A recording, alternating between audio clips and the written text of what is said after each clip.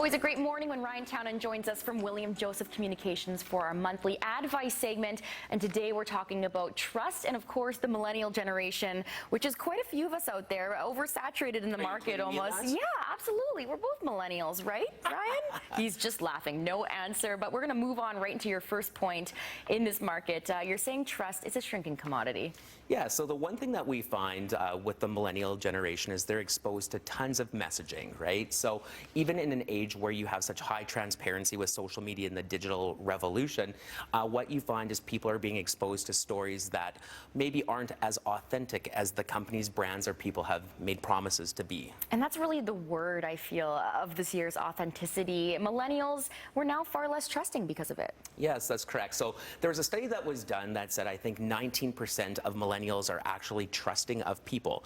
And that number is super low. So when you are a company or brand, you really have to work harder now to make sure that you capitalize on building that relationship. You said in here, trust is not assumed, it must be earned. It's almost unfair, it seems. We'll move on to your third point here. Because of all this, millennials are more skeptical of companies' promises. Yeah, absolutely. So what you do find is that people are always looking for more information now to validate the claims. So really what was once a given, you can't assume the given, right? So that millennials are always digging out or digging in for more information to learn, I guess, a little bit more about the companies that they deal with. And I can think of a few companies that do this really well. I've seen on Twitter, and you see the response from the millennials being very positive. So the next step here is you need to build a trusting relationship, and this shows it's possible. Yeah, so utilizing technology like the digital space, you can develop brand promises, you can use live feeds, you can do all these different ways to communicate with your audience, to be transparent and, you know, and touching them at each spot of the buying process, from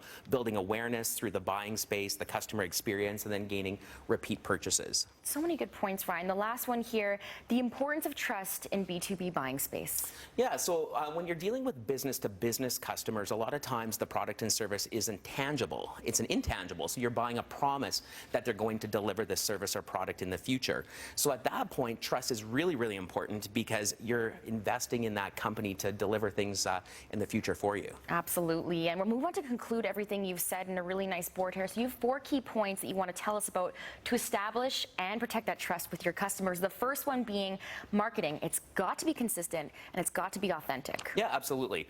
So what happens is people can sense when things aren't all in alignment. Like, you know, if you look at a company's website and their logos and their business cards and all these collateral materials, and you're kind of going, geez, this doesn't feel like it's all unified or it's tight.